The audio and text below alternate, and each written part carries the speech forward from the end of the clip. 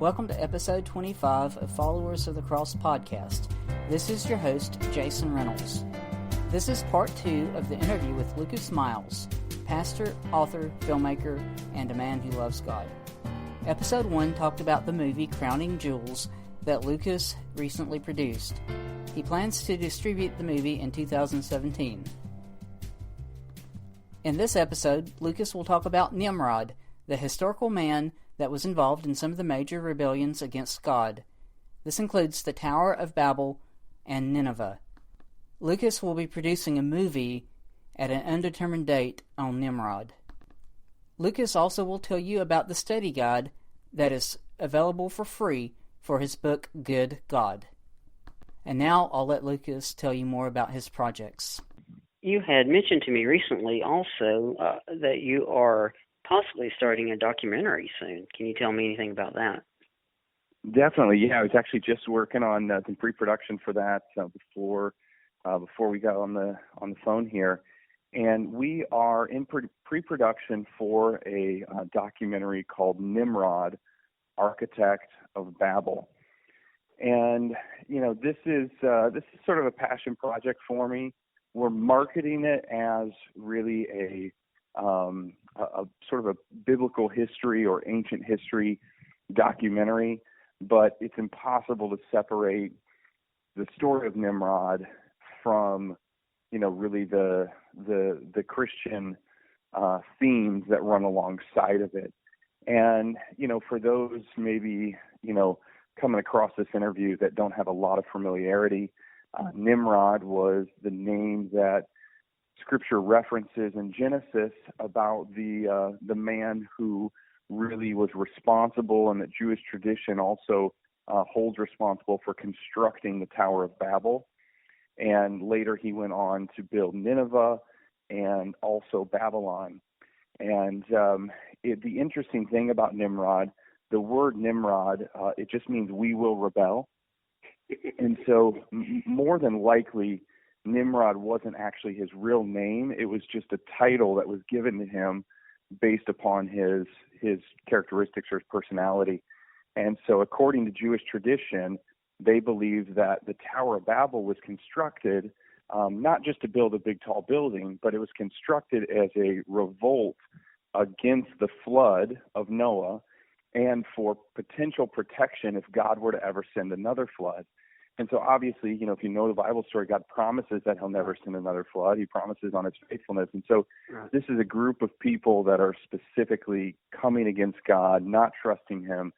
And, I've been tracing the story of Nimrod, not just, from an ancient history standpoint, but how that legend has evolved over the years and continues today in looking at things like Greek mythology and Egyptian religions and even, things like Freemasonry and surprisingly, it even traces into Islam. That sounds fascinating. So it really is. I mean, I can geek out on it quite a bit. And one of the original, so basically when Nimrod was killed, his body was cut into, thousands of pieces, it's told, and it was spread all throughout the land. And there's all sorts of legends that developed about his life. I do believe that he was a literal historical person, but there's legends that evolved about his story. And basically the people in the nations that he helped construct, like Babylon or Nineveh, the Philistine people, whatever that is, they went on and they deified him. They kind of turned his story into a god, and they believed that when he died, he became a god. Some said that he became, in Egypt, that he became Ra, the sun god. Others said it was Horus. Others said that, he would be connected to, Apollo or Zeus. And you see this story of Nimrod, really tie into these different accounts. And almost every single people group, ancient people group, they have a tale that relates to the story of Nimrod. And, he was a vile guy. He was really one of the first dictators, and, potentially one of the first socialist dictators from that standpoint in terms of how he constructed the cities that he went to. to form.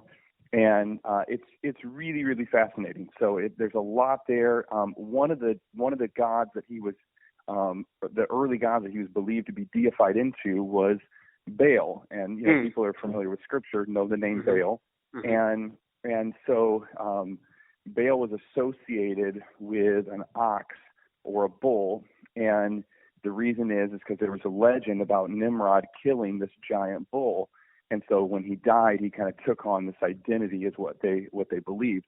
Now, the interesting thing about that is an early ancient name for Baal was Baal Allah. And this is the early roots for the formation of Islam, but it's something that's not spoken about in the Islamic tradition, and it's not ever really addressed or looked at. But Islam did not begin where Islam typically states that it began. It actually is a deification of Nimrod that just kind of continued to evolve over the years into what we have today. So we're kind of, we're tracing this. We're bringing in some experts. We're going to do some dramatization, sort of reenacting some of these things so the audience really gets a feel for it.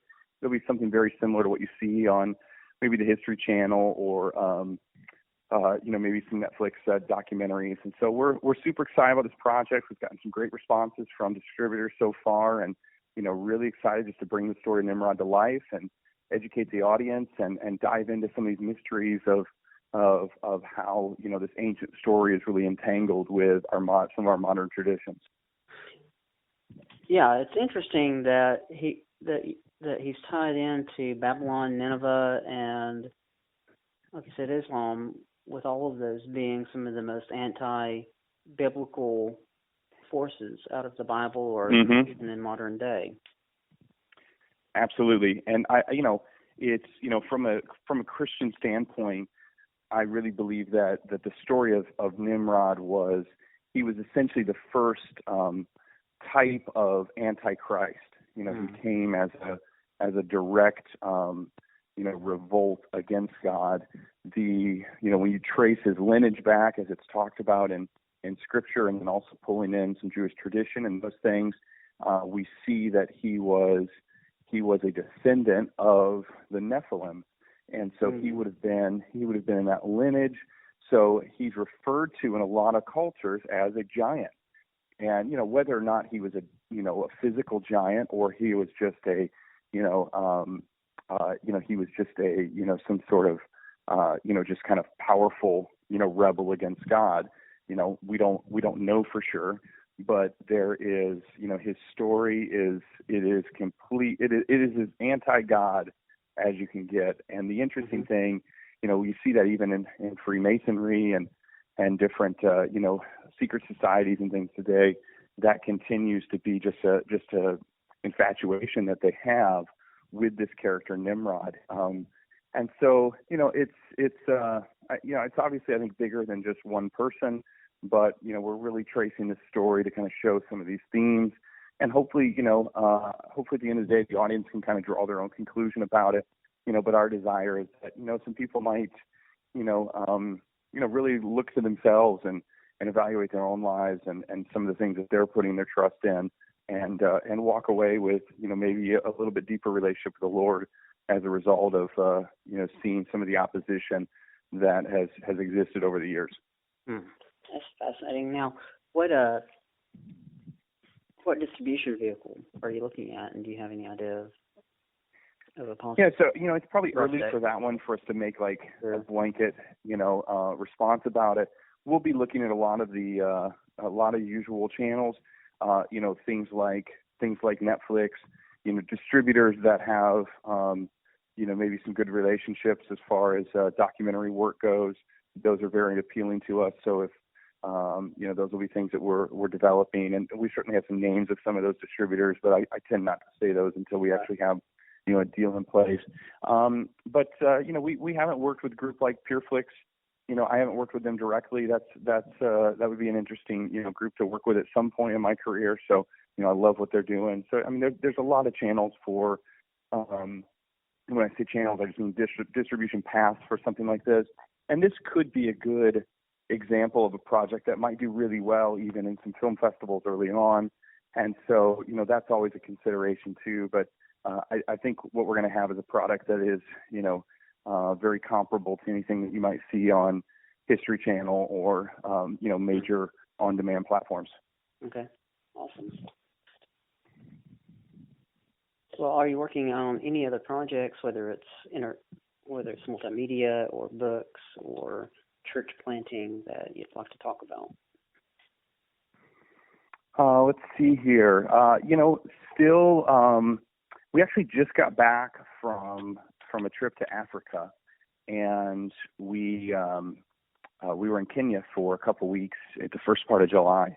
And so my team shot a documentary about our trip, and that is something we're in post-production for now. So I actually just saw a little bit of a cut of a trailer of it here that we'll be releasing hopefully fairly soon. So that's another project that's in the works, which that's a little bit more of the, just showing some of the work that our organization does, the Oasis Network for Churches over in Kenya, and the relationships that we have with, the churches there and the people there. And I think it's going to be a powerful story of a group of people, going on a journey to change the world and figuring out along the way that, the people in the place of Africa has changed them even more than they ever thought they could, impact it themselves. So that's a really, just heartfelt, I think very real ministry focused piece that we're in development on. And then of course, still doing a ton of promotion for my book, which kind of brought us together originally, Good God. Subtitle is The One We Want to Believe In But Are Afraid to Embrace. And so I'm actually leaving this week. I'm speaking up in Detroit a couple times, and I'm headed down and I'm in Alabama for a few days down there as well. So we got some good opportunities for that, and word's getting around, and a lot of churches have started doing small groups around the book, and we have a study guide for Good God. So that's just been super exciting, just seeing that message of the book just help free people up of the false beliefs that they've had about maybe God's character and nature, and just draw them into a more loving relationship with Him. Now, where can they get the study guide? Through Worthy Publishing or through your website? So the study guide right now is something that's distributed by our ministry. We actually offer it free, so people can contact us directly. They can visit any of our social media outlets and request it. They can also email us directly at info@oasisgranger.com, and they can visit goodgodthebook.com as well to get more information on contacting us. But yeah, so they reach out to us. We make that available to them, and we're hoping that that's something that might be added into the second printing of the book. But at this time, it's only available through our ministry, but we do offer it free of charge for anybody looking to go through that. Okay. Well, sounds like you have your hands full there. It's been exciting. We've really, I always tell people that everything we do is by grace, and grace, it works. I think that so much we get focused on the performance side of things, and what I find is that when you really get in the groove of where you're supposed to be, Jesus talked about that, his food, when the disciples are trying to pressure him to eat something, he says, my food is to do the will of him who sent me.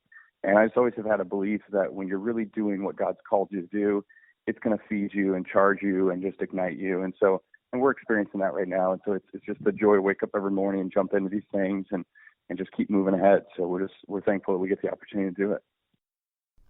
That's all the time for today. Thank you for listening.